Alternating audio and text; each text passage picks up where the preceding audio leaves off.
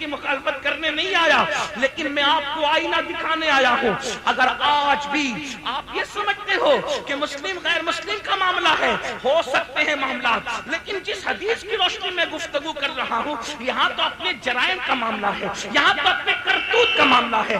ظالم حکمران کرتوت کی وجہ سے آپ سے پوچھنا چاہتا ہوں، میں اور آپ اس جلسے میں میلاد مصطفیٰ کی محفل میں، جشن غوث الورا کی محفل میں اپنے آپ میں ڈوب کر سوچے، میں آپ کو کسنا چاہتا ہوں، آپ مجھے سدھارنا چاہتے ہیں، لیکن اگر یہ ہو کہ میں خود سدھر جاؤں تو پھر آئیے ذرا دیکھیں ظالم حکمراں کیوں ہے؟ تمہیں لوج میں بکتی ہوئی بیٹیوں سے ہمدردی ہے، تمہیں گھروں پہ چلنے والے بلڈوزر سے تکلیف ہے، تمہیں ستانے والوں سے بے قراری ہے، تو آپ سے پوچھتا ہوں یہ تو آپ کی وجہ سے ظالم حکمراں مسلط ہوئے ہیں۔ جب تک کہ رات کی تاریکیوں میں زنا کے اڈے آباد کرتے رہو گے، جب تک رات کی تاریکیوں میں نشے میں دھت پڑے رہو گے، جب تک عورتوں پہ پاپ کی نظریں ڈالتے رہو گے، جب تک سود کے دھندے کرتے رہو گے، جب تک زنا کے اڈے آباد کرو گے، ہاں اے امت کے درد میں تڑپنے کی بات کرنے والوں، کسی بیٹی کی آبرو لٹتی ہے، تم واٹس ایپ پر اس کو عام کرتے ہو بڑے درد دل کے ساتھ۔ دیکھو مسلمان کی بیٹی کو یہ ہوا، یہ ہوا، یہ ہوا، یقیناً جس نے کیا غلط کیا، لیکن اگر ان بچیوں کی آبرو کے لٹنے کا درد ہے، قرآن کہہ رہا ہے یہ تیرے گناہوں کی وجہ سے یہ دن دیکھنے پڑے، حدیث کہہ رہی ہے تیرے جرائم کی وجہ سے یہ دن دیکھنے پڑے۔ کانوں میں ایئر فون لگا کے گانے سننے والوں، نرم نرم قدوں پہ لیٹ کر کے زنا کے مناظر دیکھنے والوں، بھنگ کھانے والوں، چرس پینے والوں، اللہ اکبر، ہیروئن یوز کرنے والوں، ڈرگ یوز کرنے والوں، آپ سے پوچھتا ہوں وہ کون سا گناہ ہے جو مسلم جوانوں میں موجود نہیں ہے؟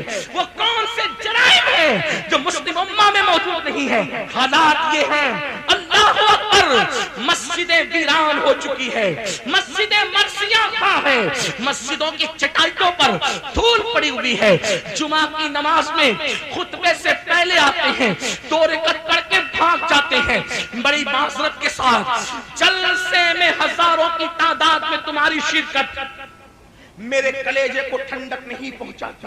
اللہ دلوں کے حالات جانتے، وہ علیم بذات الصدور ہے۔ اللہ کی عزت کی قسم، یہ کسی سیاسی لیڈر کو آپ خوش کر سکتے ہیں ہزاروں میں شریک ہو کر۔ میں شکر کرتا ہوں اللہ نے آپ کو توفیق دی آنے کی، لیکن میرا کلیجہ اس سے ٹھنڈا نہیں ہوتا۔ کیوں؟ صرف سننے کے لیے جو قوم جمع ہو اور عمل کے لیے جمع نہ ہو تو ایسا جمع ہونا یہ قیامت کی نشانیوں میں سے ایک نشانی ہے۔ اس دن میرا کلیجہ ٹھنڈا ہوگا، جیسے جلسوں کے لیے جذبات ہو ویسے فجر کی نماز کے لیے بھی جذبات ہو جائے۔ نعرہ تکبیر، نعرہ رسالت، نعرہ غوثیت، مشرق اعلی حضرت، فیضان اعلی حضرت، فیضان خواجہ غریب نواز، فیضان حضور شابر پاک، فیضان حضور مخدوم سنت، فیضان اولیاء کرام حضرت علامہ سید امین القادری صاحب قبلہ۔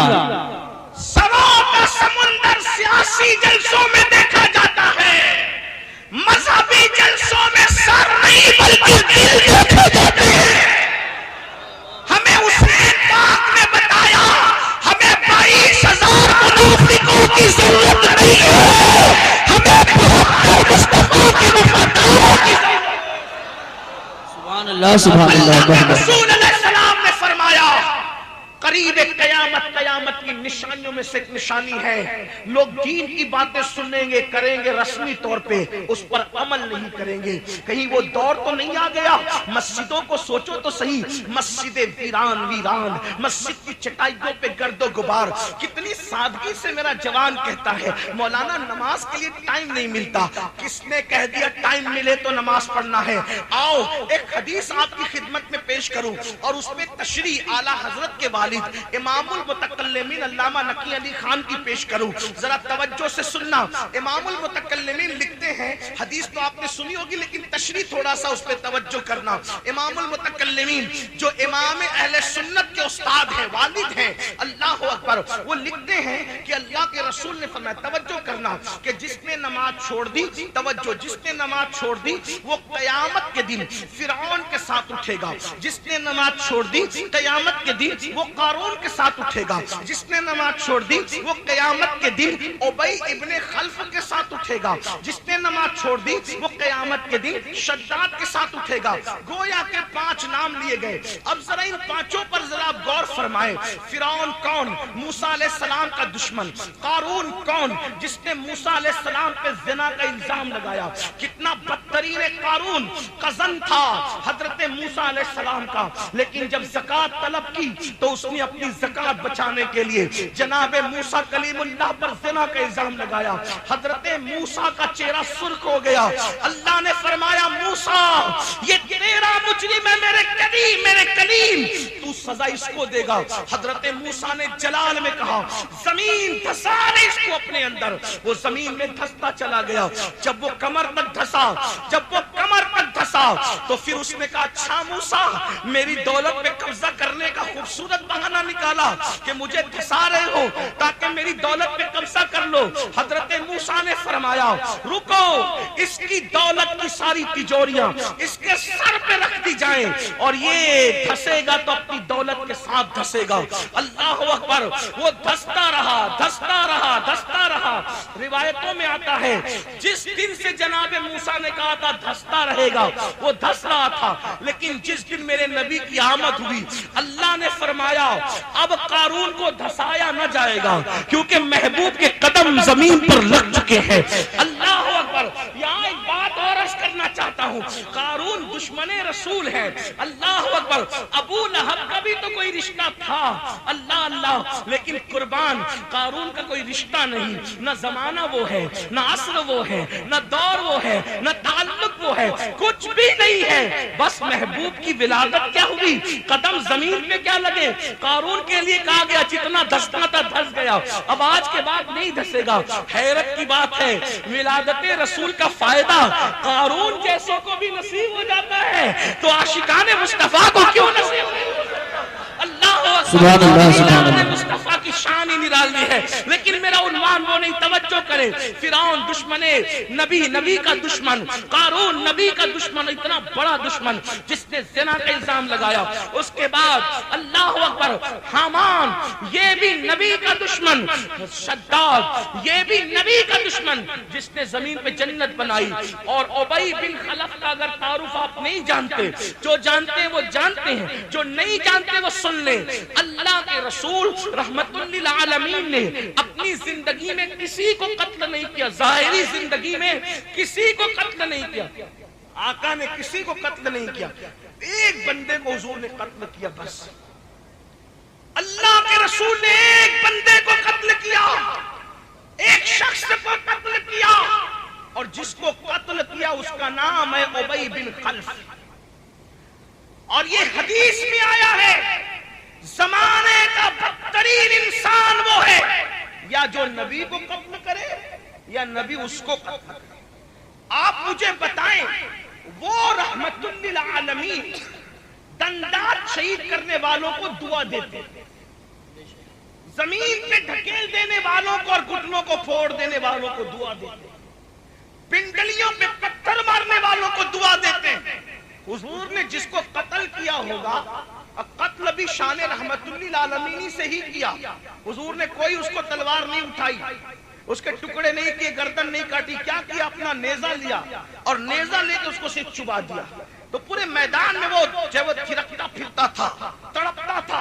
ابو جہل نے کہا تو عورتوں سے زیادہ کمزور ہے، بہت زیادہ بہادری کی باتیں کرتا تھا، آج تو تڑپ رہا ہے۔ اس نے کہا ابو جہل تو کہتے صرف نیزہ چبایا ہے، واللہ اگر وہ مجھ پر تھوک بھی دیتے تو بھی میں قتل ہو جاتا۔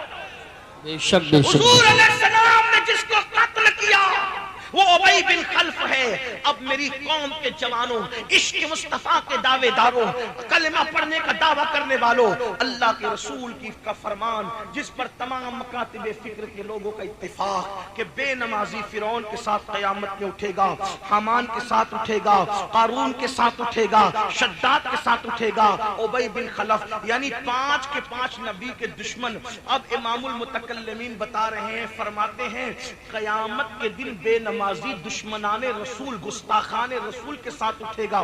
اس سے پتا چلا کہ اشارت النص کے حوالے سے یہ بات کہی جا رہی ہے کہ گویا جو نماز نہیں پڑھتا اس کا شمار نبی کے دشمنوں میں کیا جاتا ہے، جو نماز نہیں پڑھتا اس کا شمار نبی کے دشمنوں میں کیا جاتا ہے۔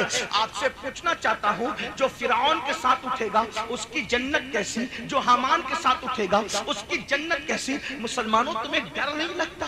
تم گیم کے لیے اتنا وقت نکال لیتے ہو، فلموں کے لیے اتنا وقت نکال لیتے ہو، بتاؤ تو صحیح، دوستوں کے ساتھ بیٹھتے تو اتنا وقت نکال لیتے ہو، میرے بھائی کیوں 10 منٹ کا ٹائم نماز کے لیے نہیں ملتا؟ کیوں نمازیں ترک کرتے ہو؟ خدا کے لیے آپ جانتے ہیں اللہ کے رسول علیہ السلام نے فرمایا، جس نے جان بوجھ کر نماز چھوڑ دی قیامت کے دن اس کے ساتھ میرا کوئی وعدہ نہیں ہے، وہ میرے ذمے سے باہر ہو گیا ہے، وہ میرے ذمے سے خارج ہو گیا ہے۔ برادری سے خارج ہونے کا اتنا خیال ہے، رسول اللہ نے اپنے ذمے سے خارج کیا ان کو جو نماز نہیں پڑھتے۔ بڑی معذرت کے ساتھ آج لوگ یہ کہتے ہیں مولانا اتنا نہ ڈراؤ، نماز کوئی ضروری ہے، اللہ غفار ہے، کریم ہے، ستار ہے، وہ تو یوں بھی جنت دے دے گا۔ میں کہتا ہوں میں نماز تیری وجہ سے نہیں سمجھتا، میں تو نماز کربلا کی وجہ سے سمجھتا ہوں۔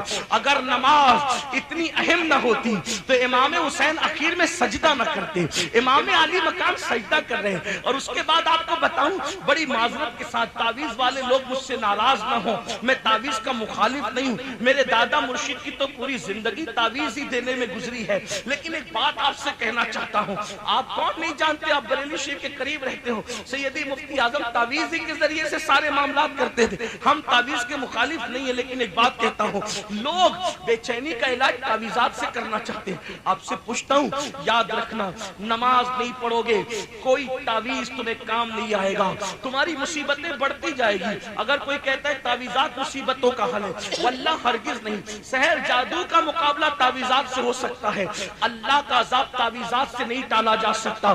آپ جانتے ہیں جو ہر بے قرار دل کا قرار، جو ہر بے چین دل کا چین، کون ہے ہر بے قرار دل کا قرار، کون ہے ہر بے چین دل کا چین؟ میرے امام کہتے ہیں ان کے نثار کوئی کیسے ہی رنج میں ہو، جب یاد آ گئے ہیں سب غم بھلا دیے ہیں۔ آپ سے میں پوچھنا چاہتا ہوں، اللہ اکبر، میرے آقا یاد آئے تو انسان غم بھول جاتا ہے، لیکن جب رسول اللہ بے چین ہوتے تھے، جب میرے آقا بے قرار ہوتے تھے، وہ رسول جو ہر بے چین دل کا چین ہے، ہر بے قرار دل کا قرار ہے، جب وہ بے چین ہوتے تو کیا کرتے تھے؟ میرے آقا فرماتے تھے ارحنا یا بلال، اے بلال میری بے چینی کو دور کر، اے بلال میری بے قراری کو دور کر، اے بلال مجھے راحت پہنچا۔ بلال کہتے کیسے؟ آقا فرماتے بالصلاۃ، اذان پڑھ، ہم نماز پڑھیں گے اور اپنے دل کو سکون عطا کریں گے۔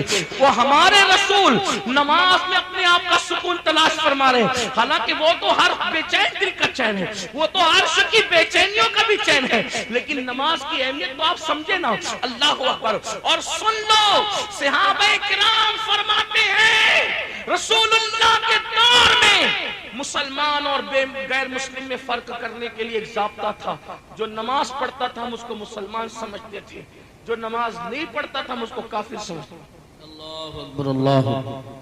خود فتاوی رضویہ شریف اٹھا کے دیکھیں، کئی صحابہ کا نام لکھا ہے جن کا فتویٰ ہے کہ بے نمازی کافر ہے۔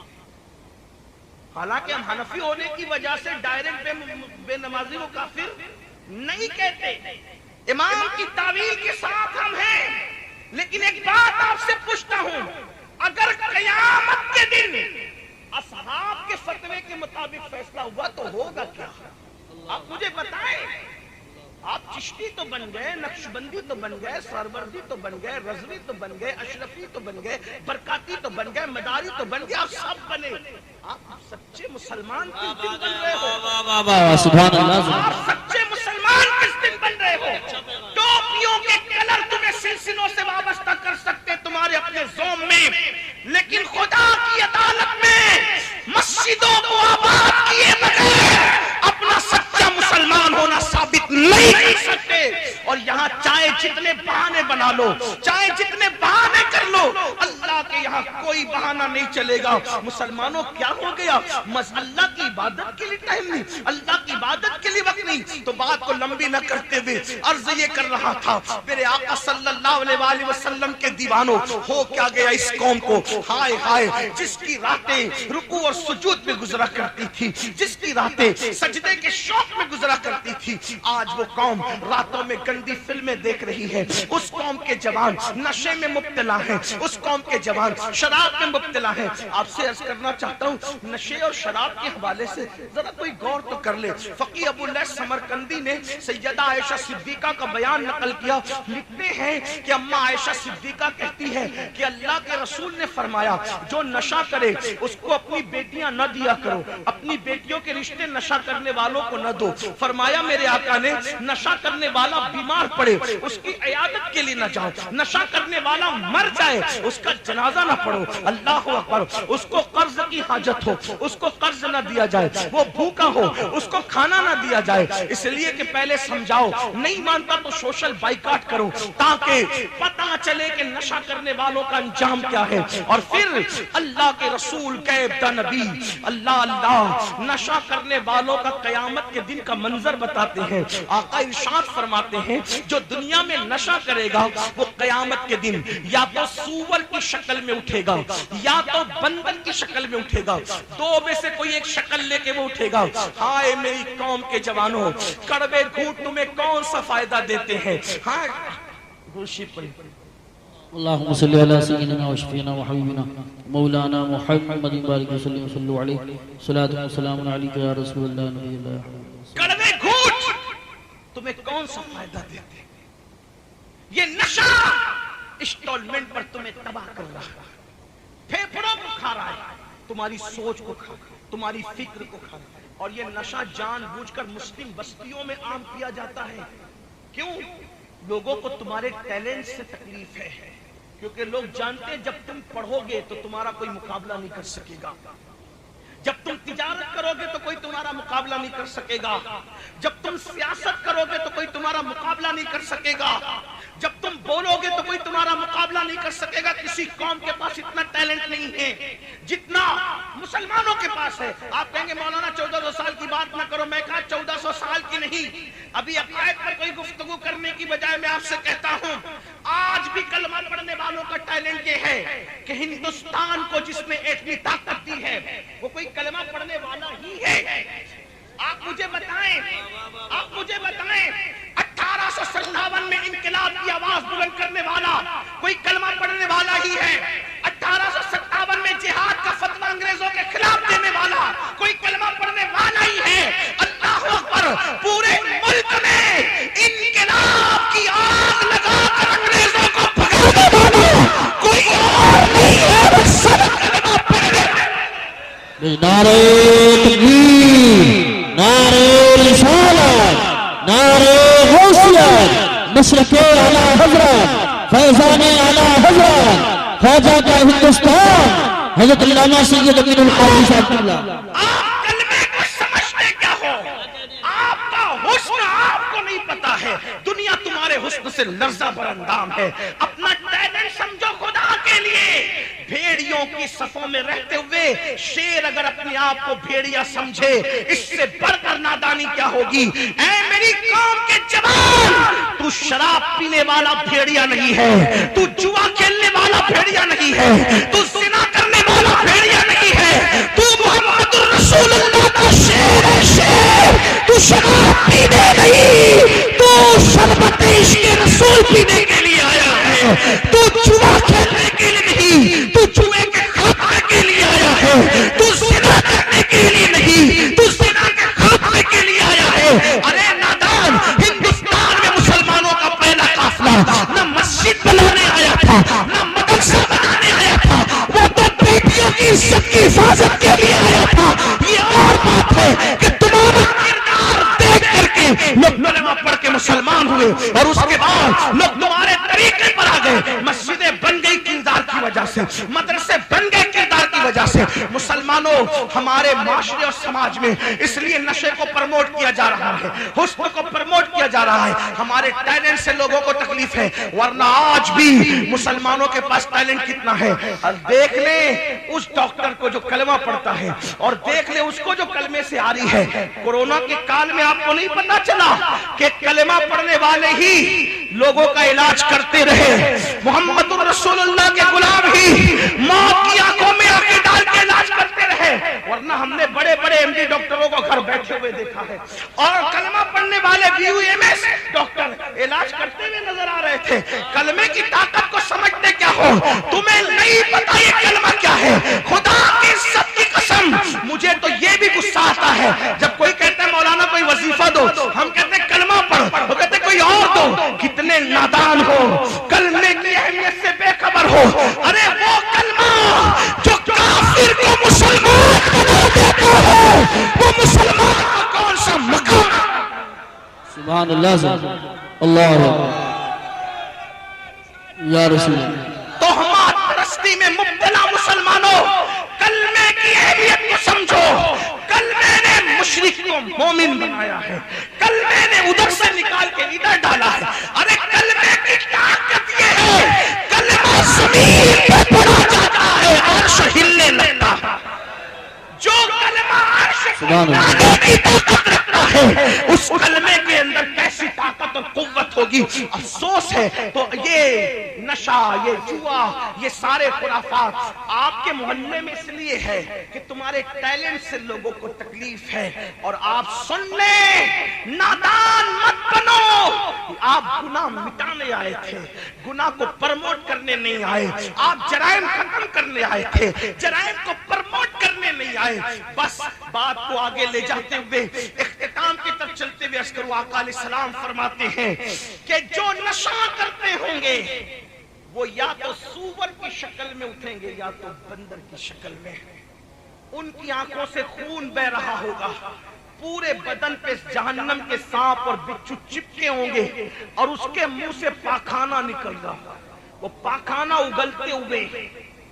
پیاز اگر کھا لو تو اس کی بدبو خود سے برداشت نہیں ہوتی، جب قیامت میں پاخانہ اگلتے ہوئے آؤ گے نشے کے جرم میں، نشے کی پاداش میں، بہت اسمارٹ بنتے ہو، بہت روشن خیال بنتے ہو، مولویوں کو بیوقوف کہہ کر کے بہت ترقی یافتہ بنتے ہو۔ یہ تو پرانی باتیں ہیں، جب نشے کے لیے مذمت آئی تھی، نشہ تو اس کا حرام ہے جو دیسی دارو ہے، ابھی تو نئی نئی ٹیکنیک نکل گئی، تجھے کیا پتا؟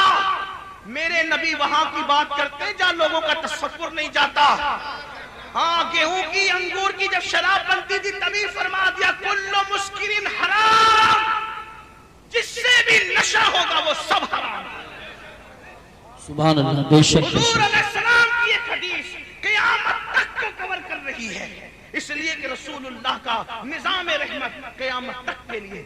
اور اپنے آپ پہ رحم کرو، جو لوگ نشہ کرتے ہیں میں ان کو بتا دوں، میرا یقین نہیں ہے تو سائنس سے پوچھ لینا، نشہ کرنے والا جلدی سے نامرد ہوتا ہے، بیوی کے قابل نہیں رہتا۔ نشہ کرنے والا سوچ اور سمجھ کی صلاحیتیں ختم ہو جاتی ہے، نشہ کرنے والا سماج پر بوجھ بنتا ہے۔ ہاں، جو نشہ کرتا ہے اس کے بچوں کو اسکول میں عزت نہیں ملتی۔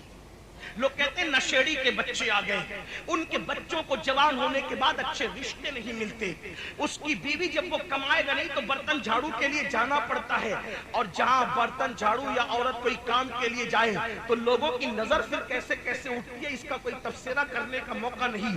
نادان، تو اپنے کڑوے گھونٹ کے لیے، چند نشے کی گولیوں کے لیے، چند نشیلی دواؤں کے لیے پورے خاندان کو تو معاذ اللہ داؤ پہ لگا رہا ہے۔ سوچ تو صحیح، تیرے بوڑھے ماں باپ نے تجھ سے کتنی توقعات کی ہوگی، اور تو جوان ہو کر کے بری صحبت کا شکار ہو کر کے تو نشے میں پڑ گیا۔ نہیں میرے بھائی، آج کی اس محفل غوث الورا میں آپ کو نشے سے نکلنا ہوگا، بلکہ میں تو کہتا ہوں ہر نشے سے باہر نکلو، ہر نشے سے باہر نکلو۔ گھمنڈ ہے، اگر نشہ ہے دولت کا، اس سے بھی نکلو، شراب کا ہے اس سے بھی نکلو، جوانی کا نشہ ہے اس سے باہر نکلو، گناہ کا نشہ اس سے باہر نکلو، اللہ اکبر، نسب کے فخر کا نشہ ہے اس سے باہر نکلو، ہر نشے سے باہر نکلو۔ ہمارے یہاں کوئی نشہ جائز نہیں ہے سوائے ایک نشے کے، ہر نشہ حرام ہے، ہر نشہ، بس ایک نشہ ہمارے لیے جائز ہے، اور صرف جائز نہیں ہے بلکہ جان عبادت ہے۔ آؤ ہم اسی نشے کی بات کر لیں۔ وہ نشہ کون سا ہے؟ وہ نشہ وہ ہے جو بدناموں کو نیک نام کر دیتا ہے، جو گمراہوں کو آسان ہدایت کا تارا بنا دیتا ہے، جو بیکار لگانے والوں کو راتوں میں آؤ بکا کرنے پہ مجبور کر دیتا ہے، جو گناہوں کی ہڈیوں کو آباد کرنے والوں کو خدا خانے کی طرف لاتا ہے۔ وہ نشہ کون سا ہے؟ جس کو بتا دو تو بتانے والا ابو بکر بن جاتا ہے، اور اگر چھپا لا تو چھپانے والا میں سے قرنی بن جاتا ہے۔ اس نشے کو نشہ عشق رسول کہتے ہیں، نشہ محبت رسول کہتے ہیں۔ اس نشے کی شان یہ ہے جو نشہ محبت رسول اگر کسی کو چڑھ جاتا ہے وہ گمراہ نہیں ہوتا، قوموں کا امام بن جاتا ہے، وہ ذلیل نہیں ہوتا، فرشتے بھی اس کی تعظیم کرتے نظر آتے ہیں۔ امام کہتے ہیں نکیرین کرتے ہیں تعظیم میری، نکیرین کرتے ہیں تعظیم میری، فدا ہو کے تجھ پہ یہ عزت ملی ہے، خاک ہو کر عشق میں آرام سے سونا ملا، جان کی اکسیر ہے الفت رسول اللہ کی، یہ وہ نشہ ہے اے عشق تیرے صدقے چلنے سے چھٹے سستے، جو آگ بجھا دے گی وہ آگ لگائی ہے۔ نکلو نشے سے، ہر نشے سے توبہ کرو۔ میں اپنی گفتگو کو اب اختتام کی طرف لے جاؤں۔ اللہ اکبر، تو میں عرض یہ کر رہا تھا وہ مشکات شریف کی حدیث رہ گئی ہے، اس کو پورا کر لیا جائے۔ توجہ فرمائیں، دھیان دیں، آقا فرماتے ہیں، اللہ ارشاد فرماتا ہے کہ جب تم میری نافرمانی کرتے ہو، گناہ کرتے ہو، تو میں تم پر ظالم حکمراں مسلط کرتا ہوں، ان کے دلوں میں تمہاری نفرتیں پیدا کرتا ہوں، وہ تم پر مسلط ہو کے ظلم کرتے ہیں۔ اب پھر اس کا علاج کیا ہے؟ اب حدیث سنو، 1450 سال پہلے کی بات ہے، ایسا لگتا ہے جیسے آج کے ماحول میں یہی تو بات ہے غیب داں نبی کی، یہ بات ہے غیب داں۔ میں تو حیران ہوں، لوگ آج بھی نبی کے غیب پہ لڑ رہے ہیں، جبکہ لوگوں نے ایسی ایسی مشینیں ایجاد کر لی ہے کہ گلیکسی دیکھ رہے ہیں لوگ، ستاروں کی انجمن دیکھ رہے ہیں لوگ، سیارے دیکھ رہے ہیں لوگ۔ میں کہتا ہوں سائنس ترقی کرے گی تو شاید لوگ سارے انکشافات کر لیں گے، لیکن ایک غیب کو سائنس کی ترقی بھی نہیں دیکھ سکتی، اور وہ ہے غیب الغیب، وہ ہے، اور وہ ہے ذات خدا، ہے نا؟ ہر غیب جس پہ پہلے غیب کا اطلاق ہو رہا تھا، لوگ جس پہ لڑ رہے تھے، لوگ تو وہ سب مشینوں کے ذریعے سے دیکھ رہے ہیں۔ میں اس کی کوئی تشریح میں نہیں جاتا، حالانکہ ہمارے یہاں غیب کی تعریف کچھ اور ہے، ان کے یہاں کچھ اور ہے۔ حواس خمسہ سے جسے پتہ نہ کیا جا سکے ہم اسے غیب کہتے ہیں، لیکن بہرحال وہ بات کرتے ہیں تو ان کے لہجے میں بات کر رہا ہوں۔ ہر چیز دیکھی جا سکتی ہے مشینوں کے ذریعے سے، لوگ دیکھ رہے، پیٹ کا بچہ بھی دیکھ رہے ہیں۔ سورہ لقمان میں جس کو کہا گیا تھا کہ پیٹ میں کیا ہے کسی کو نہیں پتا، آج تو پیٹ میں کیا ہے وہ بھی معلوم ہو رہا ہے مشینوں کے ذریعے سے۔ حالانکہ اس کی تفسیر میں مفسرین نے یہ بات لکھی ہے، بننے کے بعد نہیں، جس دن نطفہ جائے اسی دن کیا ہے یہ کسی کو نہیں۔ بہرحال چلیں، اور بھی تشریحات میں کوئی سائنس کیا، ابھی یہ علم غیب کی بات نہیں کر رہا ہوں، مگر سن لیں، ہر چیز لوگوں نے دیکھ لی مگر خدا کو کبھی نہیں دیکھ سکتے۔ میرا نبی اتنا عظیم غیب داں ہے جس نے آج سے 1450 سال پہلے خدا کو دیکھا ماتھے کی آنکھوں سے۔ سبحان اللہ، ماشاءاللہ، اور فرمایا انی رأیت ربی، میں نے